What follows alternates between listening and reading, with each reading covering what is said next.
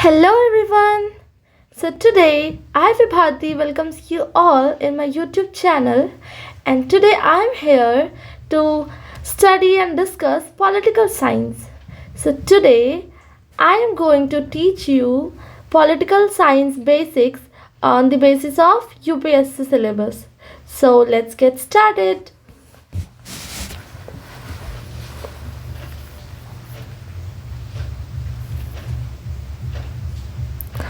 So so what which topic I'm going to start? So, in the very first lecture, I will be starting with the preamble of the Indian Constitution. So, today we'll be discussing about preamble.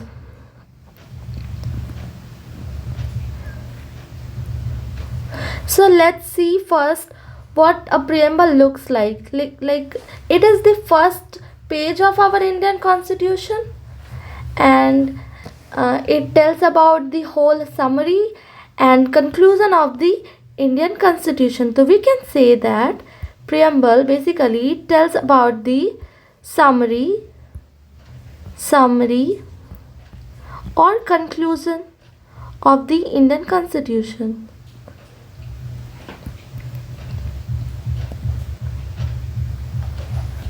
So we'll deal with every topic day by day or part by part. Sorry. So let's see how a preamble look like.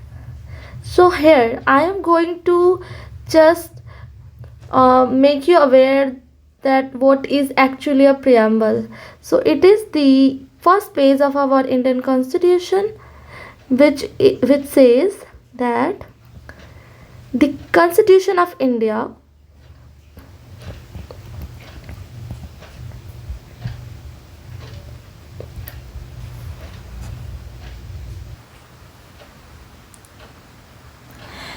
so this is our preamble. So it says that the Constitution of India having solemnly resolved to constitute India into a sovereign, socialist, secular, democratic and republic, and to secure to all its citizens. तो ये जो preamble है ये actually first page of Indian constitution में लिखा हुआ है और इसी को हम प्रियम्बल कहते हैं, जो कि हमें एक ब्रीफ इंट्रोडक्शन देता है about it's objective, core values and philosophy. यानी कि किसके ऑब्जेक्टिव्स? कॉन्स्टिट्यूशन के ऑब्जेक्टिव्स. तो उनके क्या ऑब्जेक्टिव्स होंगे? तो वो ये है कि इंडिया जो है हमारा वो sovereign, socialist, secular and democratic, साथ ही साथ रिपब्लिक कंट्री होगा और ये हमारे सिटीजन्स को सिक्योर करेगा. यानी कि ये हमारी कंट्री के बारे में इतने सारे फीचर्स के बारे में बात कर रहा है जो हम अपने कॉन्स्टिट्यूशन को प्रोवाइड करवाएंगे. और अपने सिटीजन्स को it will provide justice in the form of social, economic and political. It will provide liberty of thought and expression,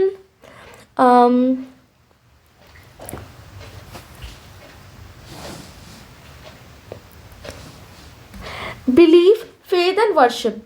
And it will also provide equality among the people in the form of status, and it will provide equal opportunities. So it is written as equality of status and of equal and of opportunity, and to promote among them all. And it says also about fraternity, assuring the dignity of the individual and the unity and integrity of the nation. So the red marks that I am underlining, these points are important from the preamble. And in the last it is written that. देखिए ये जो मैंने बताया है वो पूरा constitution ऐसा constitution में जो प्रियम्बल लिखा है वो बिल्कुल ऐसा ही सेम टू सेम लिखा हुआ है. तो मैंने आपको एक्चुअल प्रियम्बल ही लिख कर बता दिया. तो ये लास्ट में कहता है in our constituent assembly this 26 day of November.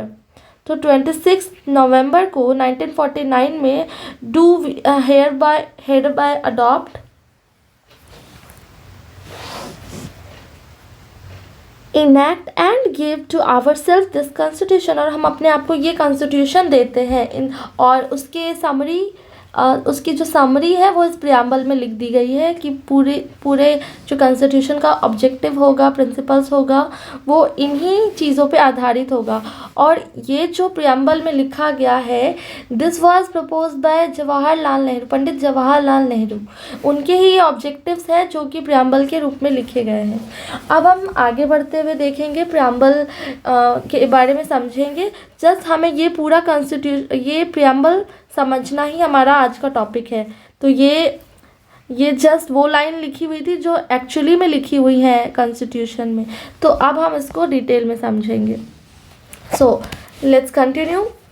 तो अभी लेट्स से मैं लिख देती हूँ पहले कि हमने प्रियम्बल देख लिया कि प्रियम्बल है क्या हमारा। अब उसके अंदर वो क्या क्या बातें छिपी है वो हम पढ़ने जा रहे हैं आज। तो प्रियम्बल को लेट्स डिवाइड इनटू 3 पार्ट्स, कि हम ऐसे पढ़ेंगे इसको। 3 पार्ट में हमने बांट दिया। पहले तो ये प्रियम्बल हमें बताएगा ऑब्जेक्टिव्स के बारे में, दूसरा ये बताता है कोर वैल्यूज़ के बारे में,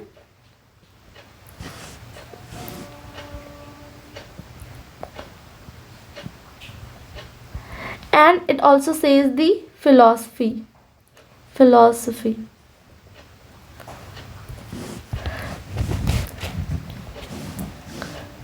प्रियम्बल क्या है? फर्स्ट पेज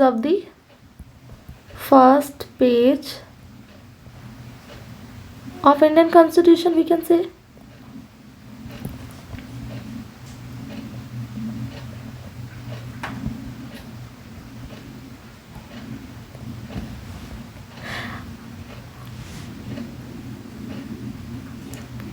तो चलिए पहले हम एक स्टेटमेंट देखते हैं। वो स्टेटमेंट ऐसा है,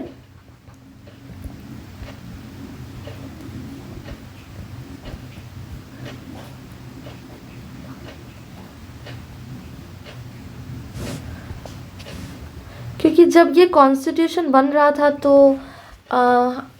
देश में होने वाली हर पहलू पे ध्यान दिया गया था और हर एक चीज़ों को रिलेट करते हुए ये कॉन्स्टिट्यूशन बनाया गया। और प्रियम्बल उनके मेन कंक्लूज़न पे बेस्ड है। तो जो लोगों ने उस टाइम बातें कही थी प्रियम्बल के बारे में, उसमें से सबसे पहला एक स्टेटमेंट था bye N.A.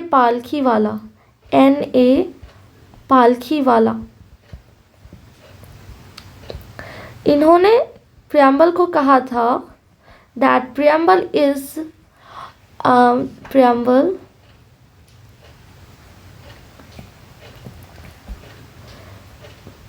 we see preamble as an identity card of the constitution. So he said preamble as an identity card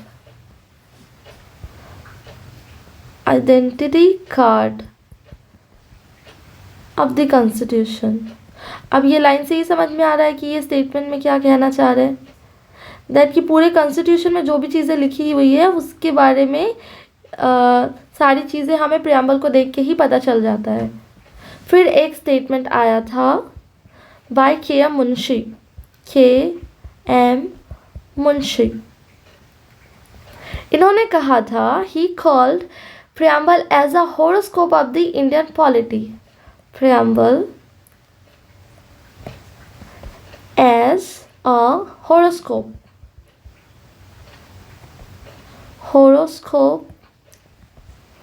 of the Indian polity. So these are the statements given by those leaders of that time.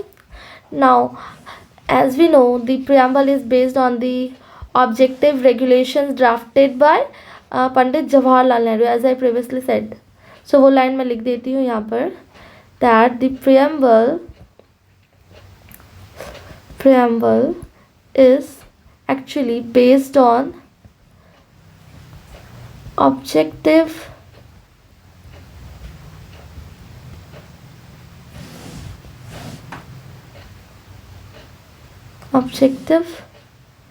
resolutions drafted by Jawaharlal Nehru, Pandit Jawaharlal Lal Nehru. इन्होंने ही कुछ set of objectives दिए थे जिनके आधार पर ये preamble बनाया गया और इसको हमारे कॉन्स्टिट्यूशन में ऐड कर दिया गया। तो यहाँ पर ध्यान देने वाली बात यह है कि हमारा कॉन्स्टिट्यूशन तो बन गया था, लेकिन ये प्रियम्बल उसमें as a front page add नहीं किया गया था, तो इसको बाद में ऐड किया गया है। So this this preamble was added in the constitution as an amendment। तो जो भी चीज़ें कॉन्स्टिट्यूशन में बाद में जुड़ती है उसको हम एक अमेंडमेंट के थ्रू लेके आते हैं। तो जो है ये प्रियम्बल, ये जैसा कि हमने ऊपर देखा था कि ये बात करता है बेसिकली, अगर पूरे कंट्री के बारे में बात करें तो कंट्री के लिए वो सॉवरेन है, सोशलिस्ट है, सेक्युलर है, डेमोक्रेटिक है एंड रिपब्लिक है। और लोगों के लिए वो क्या देता है, जस्टिस प्रोवाइड करती है preamble, liberty, equality, fraternity, unity and integrity. तो ये हमारे ऑब्जेक्टिव्स हो गए। तो अब जो प्रियम्बल में बाद में ऐड किया गया था एक्चुअली में, उनमें से जो वर्ड्स थे, अभी जो हम ये देख रहे हैं, ये जो कॉन्स्टिट्यूशन में ये जो प्रियम्बल हम देख रहे हैं, जो यहाँ पे मैंने इस बॉक्स के अंदर में बना रखा है, तो इसमें आप देख रहे हैं नीचे में लिखा है 1 and 2। So these are the amendments that were added in the constitution. यहाँ पे आप देखिए, यहाँ पे ये 1 क्यों लिखा है, मैंने ये ड्रॉ इसलिए किया है ताकि आपको मैं बता सकूँ कि कुछ वर्ड्स इसमें बाद में जब ऐड किए गए हैं, इसलिए यहाँ पे ये 1 लिखा है, इसलिए यहाँ पे ये 2 लिखा है। These where the words that were added later as an amendment। so अभी मैं आपको लिख के बताऊंगी। the 3 new words that were added in the preamble are, so follow with me, the 3 new words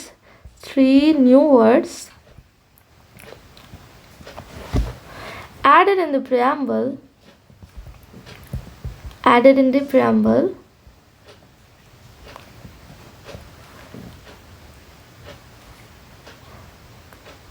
are, सबसे पहला क्या था जो उसको अमेंडमेंट के थ्रू लाया गया बाद में, वो था word socialist. The second one word is secular and the third one is integrity.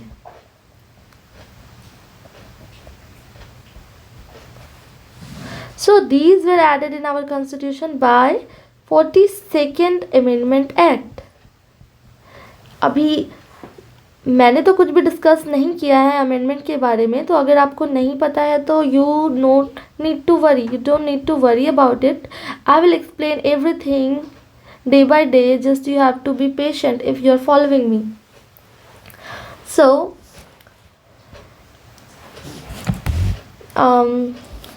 ये जो वर्ड है socialist and secular and integrity, these were not included in the preamble before 47th Amendment Act of 1976। तो अभी ये जो word है, मैं अगर आपसे पूछूं इंटीग्रिटी का मतलब तो आप समझ ही रहे होंगे, सोशलिस्ट का भी मीनिंग आपको समझ में आ रहा होगा कि हमें हमारे लिए जो इक्वल राइट्स मिलने चाहिए on the basis of social, economic and political, कोई डिस्क्रिमिनेशन नहीं होना चाहिए, तो ये सब रिलेट कर सकते हैं हम। लेकिन सेक्युलर जो वर्ड है, अगर मैं आपसे पूछूं कि what do you mean by the secularism क्या है, तो secular is related to religion. So मैं इसको आपको 2 तरीके समझाना चाहती हूँ कि एक है कि सेक्युलरिज्म, अगर इंडिया एक सेक्युलर कंट्री है तो वो इंडिया क्या इंश्योर करता है कि अगर वो सेक्युलर है तो वो कैसे काम करता है, और अगर लोग सेक्युलरिज्म को फॉलो करते हैं तो कैसे फॉलो करते हैं। तो बाय स्टेट की अगर बात करें, स्टेट यानी कि here I am talking our state as India, क्योंकि मान लो हमारा एक पूरा वर्ल्ड है और वर्ल्ड में डिफरेंट कंट्रीज़ हैं, तो हम इन कंट्रीज़ को एज अ स्टेट यहाँ पे बात करेंगे। तो उसमें से अगर इंडिया की बात हम कर रहे हैं, sorry don't bother the diagram, अगर ये इंडिया है तो इंडिया को हम यहाँ पे एक स्टेट की तरह ट्रीट करेंगे। हम इंडिया के अंदर की बात नहीं कर रहे हैं, हम India as a whole central power की बात अगर करें तो हम कहेंगे कि इंडिया एक ऐसा स्टेट है that doesn't promote any religion. So here that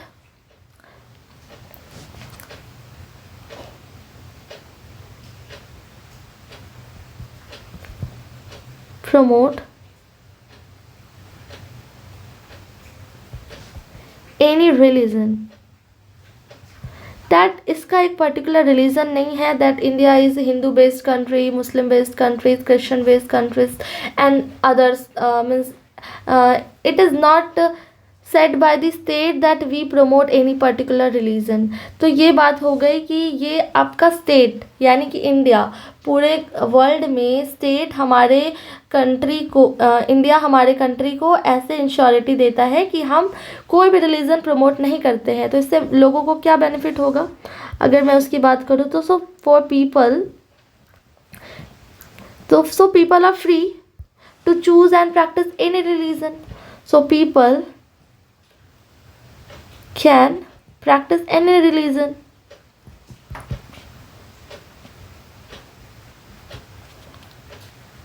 तो हमारे इंडिया की तरफ से ऐसा कुछ भी नहीं कहा गया है कि हम एक ही रिलीजन को प्रमोट करेंगे और दूसरे को नहीं करेंगे. इंडिया हमें वो पावर देता है, वो राइट देता है कि हम कोई भी रिलीजन को अपने अकॉर्डिंग चूज़ कर सके और nobody can interfere in that religious affairs. तो चलो अभी यहाँ हमने थोड़ा पढ़ लिया. अब हम आगे जाते हैं और आगे के कुछ वर्ड्स को देखेंगे कि वो हमें कहाँ से मिला. जैसे कि क्वेश्चंस आते हैं यूपीएससी के प्री एग्जामिनेशंस में, क्योंकि ये हमारा एक बहुत ही छोटा सा इंट्रोडक्टरी बेसिक क्लास है जिसमें हम कोशिश करेंगे उन पॉइंट्स को पकड़े जो हमारे लिए इम्पॉर्टेंट हो एग्ज़ाम पॉइंट ऑफ व्यू से, क्योंकि हम यहाँ पे शॉर्ट डिस्कशन करने के लिए आए हैं जिससे हम एज अ क्विक रिविज़न कर लें और हमें सारी चीज़ें जल्दी से समझ में आ जाए. तो सबसे पहला अगर मैं पॉइंट लूँ जस्टिस, हम इन सारे वर्ड्स के बारे में पहले ही देख चुके हैं कि ये सब हमारे प्रेम्बल में कहाँ लाई करता है. तो जस्टिस के बारे में अगर हम बात करें तो जस्टिस हमें 3 तरीके से मिलती है. एक हो गया पॉलिटिकल, दूसरा हो सकता नहीं होता ही है social and economical.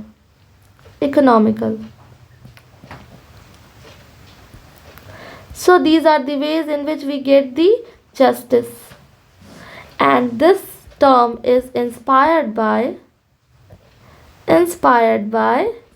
which country? So it is inspired by Russian Revolution. यानी कि this word was taken into our constitution, or you can say preamble, from the Russian Revolution. यानी कि जैसे हम अपने कंट्री में फ्रीडम फाइट्स के लिए स्ट्रगल कर रहे थे, फ्रीडम के लिए फाइट्स चल रही थी, वैसे ही हर कंट्रीज़ में वो अपने अपने इश्यूज़ के लिए उस टाइम में स्ट्रगल कर रहे थे. और जब जहाँ का जो टॉपिक उन्हें अप्रोप्रिएट लगता था वो उसके लिए डिमांड करते थे. तो रशिया में जब रिवॉल्यूशन हो रहा था तो रशिया में ये डिमांड रखी गई कि उन्हें जस्टिस चाहिए in the form of political, social and economical. तो जब हमारा कॉन्स्टिट्यूशन बनाया जा रहा था इंडिया के आज़ाद होने के बाद, ताकि हमारे पूरे देश को ऐसे चलाया जा सके कि फ्यूचर में आने वाले प्रॉब्लम्स को बचने के लिए या फिर उनको टैकल करने के लिए हम तैयार रहें. तो अलग अलग कॉन्स्टिट्यूशन से, आई मीन टू से अलग अलग कंट्री के कॉन्स्टिट्यूशन से हमें वैसे वैसे टॉपिक्स मिले जिनको हमने अपने कॉन्स्टिट्यूशन में ऐड कर लिया. उसमें से ही एक वर्ड था जस्टिस. तो ये इंस्पायर्ड है रशियन रिवॉल्यूशन से. मुझे यहाँ पे बस इतना ही बताना है. फिर एक टॉपिक आ जाएगा लिबर्टी और भी हमने देखा था. लिबर्टी, इक्वालिटी एंड फ्रेटर्निटी, ये तीनों जो चीज़ें हैं ये आई है सिर्फ एक कंट्री से इंस्पायर्ड होके. जस्टिस अकेले आया है रशियन रिवॉल्यूशन से, यानी रशिया से इंस्पायर होके, और liberty, equality and fraternity it is taken from France revolution. I hope you all are following me. So as you know, what do you mean by liberty? Liberty is something related to freedom. So हमें freedom चाहिए था, तो freedom के लिए liberty का concept लाया गया कि हमारा देश एक बार जब गुलाम बन चुका तो हम हमेशा स्वतंत्र रह पाएँ, इस बात की इंश्योरिटी देता है liberty. And fraternity, what is fraternity? So अभी इसको मैं थोड़ा सा बताऊंगी। मैं वो बातें डिस्कस करती हूँ जो जनरली लोगों को थोड़ी प्रॉब्लम हो, बाकी जो नॉर्मल सी चीज़ें हैं वो मैं बहुत डीप में नहीं बोल रही हूँ। तो फ्रैटर्निटी अगर पता हो आपको तो ये है a group of people. Fraternity is called when a group of people sharing same interest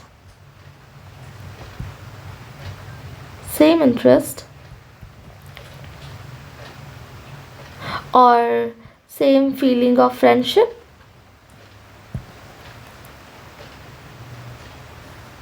the feeling of friendship,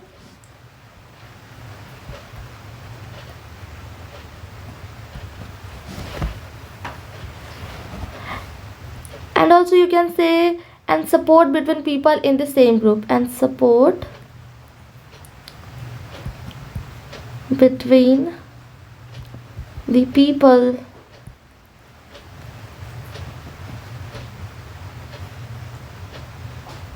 in the same group.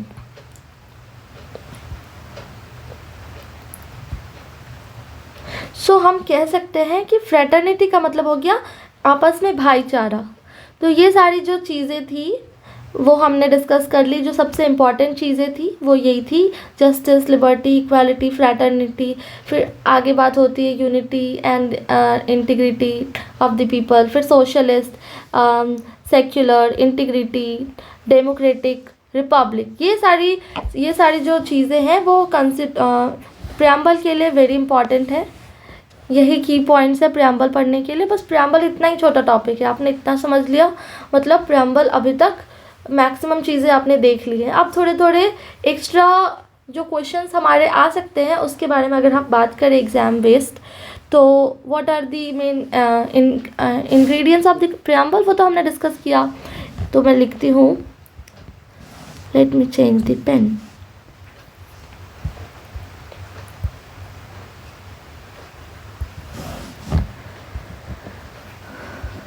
So what are the ingredients. मुझे ये लाइन नहीं भी लिखनी थी लेकिन मैंने फिर लिख दिया, ये मैंने बता ही दिया है, बट स्टिल हम लिख लेते हैं, कुछ भी छूटना नहीं चाहिए। So what are the ingredients of the preamble? So number 1 you can say source of authority, और ये अथॉरिटी कौन देता है? People. Number 2 you can say it tells about the nature of the state, nature of Indian state, and what it tells about that India is a sovereign, India is a socialist, India is a democratic, and India is a republic polity. Republic. चलो. And third it talks about the objective of the constitution. If you remember, अभी मैंने बताया तो objective regulations were given by Pandit Jawaharlal Nehru. So ये हो गया third ingredient. It talks about the objective of the constitution. कि पूरे कॉन्स्टिट्यूशन में क्या बातें होंगी वो हमें एक प्रियम्बल से समझ में आ जाएगा। अब हम कुछ अलग देखें, जस्ट कुछ फैक्ट्स के बारे में अगर हम बात करें तो वो ऐसे है कि जो हमारा कॉन्स्टिट्यूशन था, कॉन्स्टिट्यूशन के बारे में मैं बात कर रही हूँ। हमारा कॉन्स्टिट्यूशन अडॉप्ट किया गया था, डेट ऑफ अडॉप्शन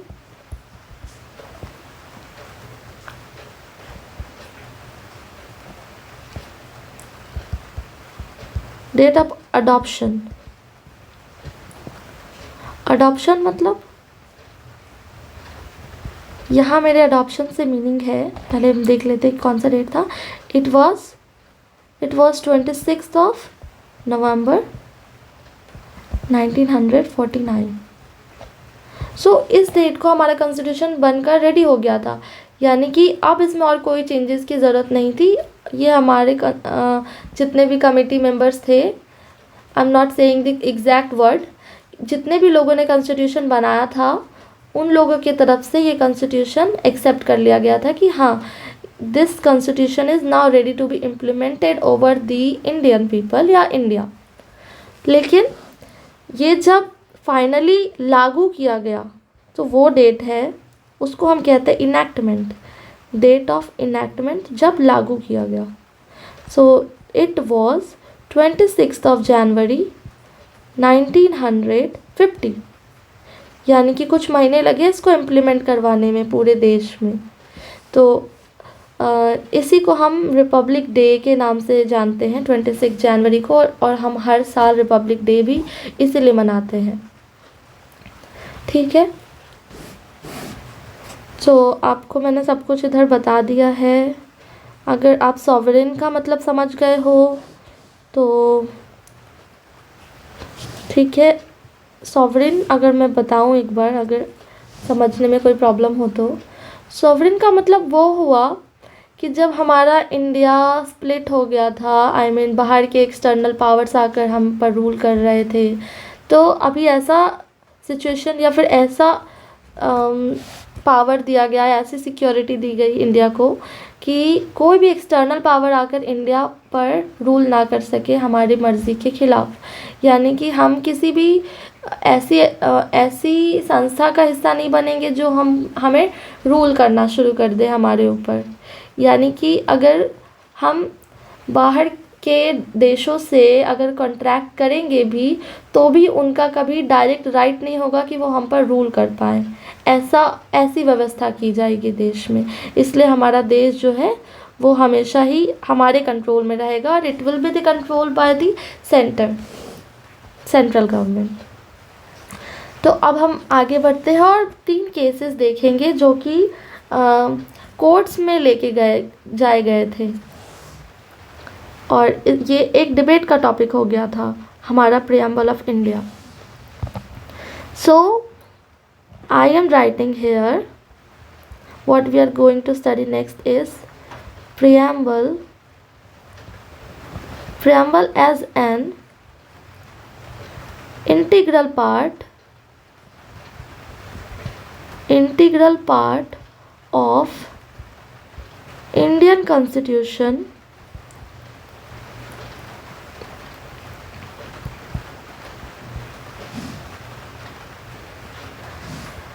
तो यहाँ पर हुए थे 3 cases. 3 cases were taken to the Supreme Court of India. और इशू क्या था? इशू ये था कि क्या हमारा प्रियम्बल कॉन्स्टिट्यूशन का एक इंटीग्रल पार्ट है। अभी तो मैंने इतनी बातें सारी बता दी, लेकिन उससे पहले ये सब जो सिचुएशन आई थी जहाँ पे मैंने आपको एक बात बताया था कि प्रियम्बल पहले नहीं बना। प्रियम्बल का हमारे पास ऑब्जेक्टिव्स पहले से था कि हमें क्या काम करना है, लेकिन प्रियम्बल को हमें कॉन्स्टिट्यूशन में ऐड करना है या नहीं वो डिसाइडेड नहीं था।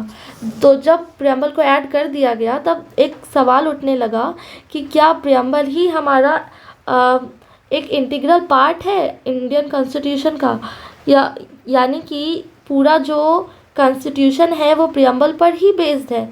प्रियम्बल में जो भी बातें लिखी है कॉन्स्टिट्यूशन उससे डायरेक्ट एग्री करता है। तो इस पर जो केस हुआ था, सबसे पहला केस हुआ था, उस केस का नाम है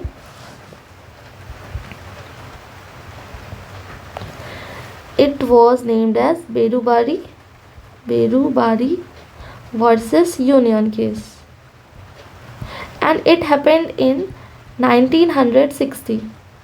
तो 1960 में जब ये केस किया गया सुप्रीम कोर्ट पर, तो वहाँ पर जो कंक्लूज़न निकल कर आया वो ये था कि that no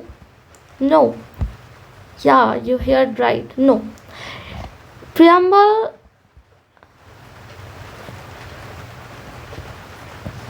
is not an integral part of India. Because questions are directly asked in the exams on the basis of these cases that before 1960, या फिर वो पूछ सकते हैं कि बेरूवारी वर्सेस यूनियन केस में क्या फ़ैसला सुनाया गया था कि इंडिया का कॉन्स्टिट्यूशन ऑफ इंडिया में जो प्रियम्बल है वो इंटीग्रल पार्ट ऑफ कॉन्स्टिट्यूशन है या नहीं. Let me correct, of Indian constitution.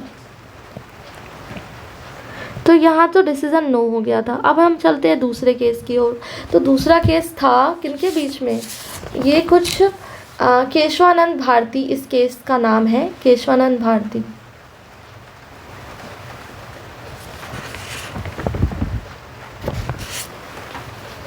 और इसने जब ये इशू रेज़ किया सुप्रीम कोर्ट में कि अब देखो बहुत सारी डिटेल्स में तो मैं नहीं जा रही हूँ क्योंकि इतने एक टॉपिक को जितना भी डीप में जाए वो उसका एंड नहीं है. तो मैं इन शॉर्ट यही कहना चाहूँगी कि जब इन्होंने ये पूछा, फिर से कोई ऐसी सिचुएशन आई कि तब फिर से ये बात प्रूव करने की ज़रूरत पड़ी या फिर फैसला तभी सुनाना था अगर वो integral part of the constitution है तो कुछ और डिसीज़न हो सकता था, किसी केस से रिलेटेड था ये, इसलिए ये इशू आया था. और अगर नहीं है तो भी कुछ और फैसला हो जाता उस पर्टिकुलर टॉपिक पे. तो ये मुद्दा फिर से सुप्रीम कोर्ट में आया 1973 में, आफ्टर 13 ईयर्स. तो इसमें जो डिसीज़न आया वो ये था कि yes India preamble of India preamble is an integral part of the constitution,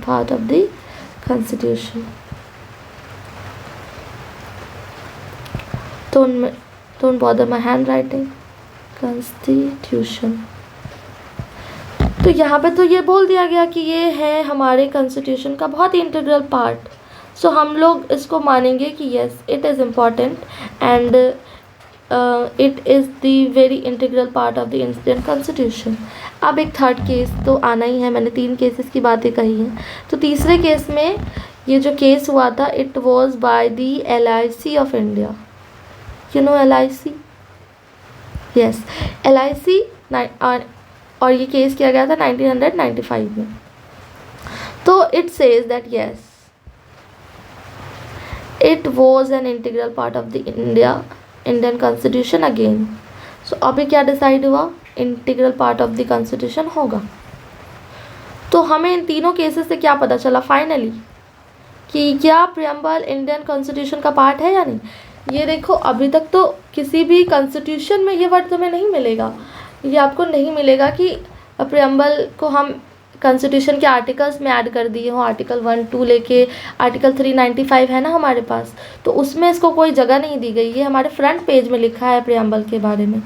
तो डायरेक्टली लीगल डॉक्यूमेंट यानी कॉन्स्टिट्यूशन जो हमारा वो एक लीगल डॉक्यूमेंट है, उसमें इस बारे में कोई चीज़ नहीं लिखी गई है. लेकिन हम जो कंक्लूज़न निकालेंगे वो ये है,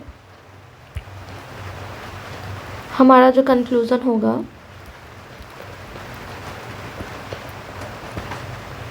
our conclusion will be like yes we take the result of the Supreme Court in the last case. तो लास्ट तक भी अगर ये डिसाइड हुआ है कि yes it is the integral part of the constitution, so yes it is the integral part of the constitution. Later case को हम लेते हैं हमेशा जब तक कोई नया डिसीजन ना आए. तो ये हमारा इस टॉपिक से हमारा प्रियम्बल आज यहाँ पे कंप्लीट हो गया. तो हमने एक बहुत ही अच्छा टॉपिक पढ़ लिया और कॉन्स्टिट्यूशन शुरू करने से पहले प्रियम्बल को जान लिया. अब इससे रिलेटेड हम आगे बढ़ेंगे नेक्स्ट क्लास में. तब हम पढ़ेंगे आगे के आर्टिकल्स के बारे में और स्केड्यूल्स के बारे में एंड पार्ट्स के बारे में. सो आवर नेक्स्ट क्लास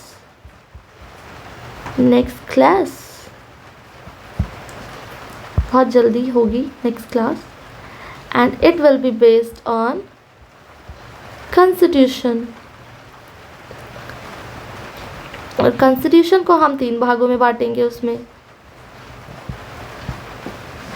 सबसे पहले है आर्टिकल्स, पहले तो पार्ट्स आया, कुछ पार्ट्स में बांट दिया गया और उस पार्ट्स में कुछ आर्टिकल्स डाल दिए गए, और उस आर्टिकल्स में भी जब सारी चीज़ें नहीं आ पाई तो उसको स्केड्यूल्स में डाल दिया गया। तो ये मैंने जस्ट एक हिंट दे दिया कि नई जो नेक्स्ट क्लास होगी वो किस बारे में होगी। उसमें हम अपने पूरे कॉन्स्टिट्यूशन को, पॉलिटी को डीप में समझेंगे। सो आज के लिए इतना ही। Thank you. Meet you in the next video. Hope you like it. So please like, share and subscribe and comment. Bye bye.